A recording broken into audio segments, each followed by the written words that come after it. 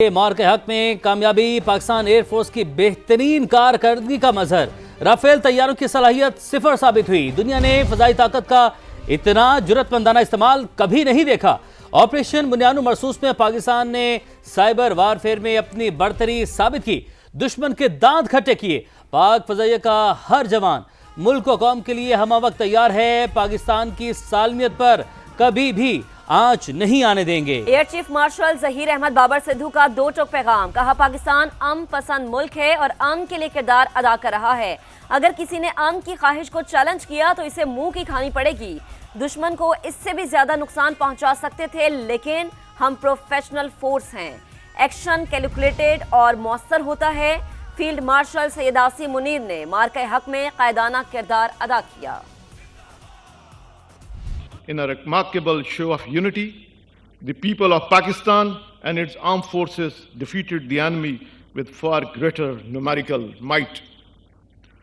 Certainly, this resounding success during Marka-e-Haq Baniyan Marsoos was the outcome of unified approach by all elements of national power.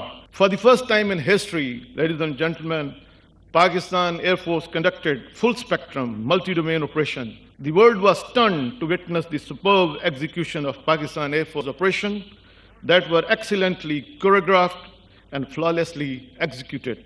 When Pakistan's sovereignty was challenged by the aggressor, PF upheld the legacy of fighting outnumbered and shot down the enemy's most modern and capable aircraft, including multiple Rafale jets, Su-30 MKI, Mirage 2000, MiG-29, unmanned aerial system with multiple solid evidence and electronic signatures.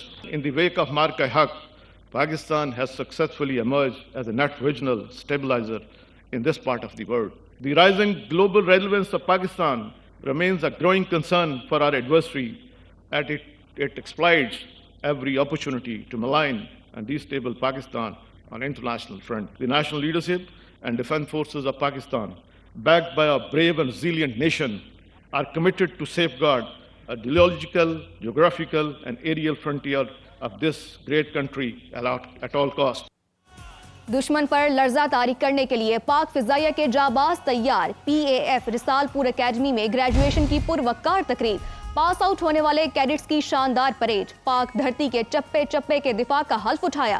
تقریب کے اختتام پر فخر Pakistan JF-17 thunder اور مارکہ حق میں Rafale طیاروں کا شکار کرنے والے J-10C طیاروں کی گھن گرج نے لہو گرمایا۔ کہاں کسی میں ہمت کے فضاؤں کے ان محافظوں سے آنکھیں ملا سکے، جھپٹنا، پلٹنا، پلٹ کر جھپٹنا، لہو گرم رکھنے کا ہے ایک بہانہ۔ اپنے سے 3 گنا بڑے دشمن پر ہیبت طاری کرنے کے لیے پاک فضائیہ کا ایک اور دستہ تیار۔ PF رسال پور اکیڈمی میں گریجویشن کی پروقار تقریب، پاس آؤٹ ہونے والے کیڈٹس کی شاندار پریڈ، دشمن کو منہ توڑ جواب دینے کی صلاحیت کا بھرپور مظاہرہ۔ چیتاز کے نام سے پہچانے جانے والے نمبر 1 اسکواڈرن کے چاق و چوبند دستے سلامی کے چبوترے کے سامنے سے گزرتے ہوئے مہمان خصوصی کو سلامی پیش کر رہے ہیں۔ Air chief marshal Zaheer Ahmed Babar Sandhu نے پریڈ کا معائنہ کیا، چاق چوبند دستے کی مہمان خصوصی کو سلامی۔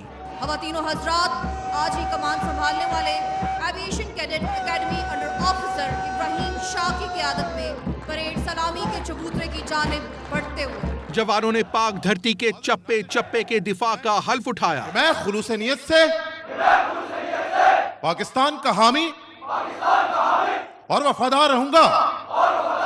تقریب کے اختتام پر فخر پاکستان JF-17 تھنڈر اور مارکہ حق میں رافیل طیاروں کا شکار کرنے والے J-10C طیاروں کی گھن گرج نے شرکاء پر سحر طاری کر دیا۔ ڈریگنز کا سلامی کا خوبصورت انداز۔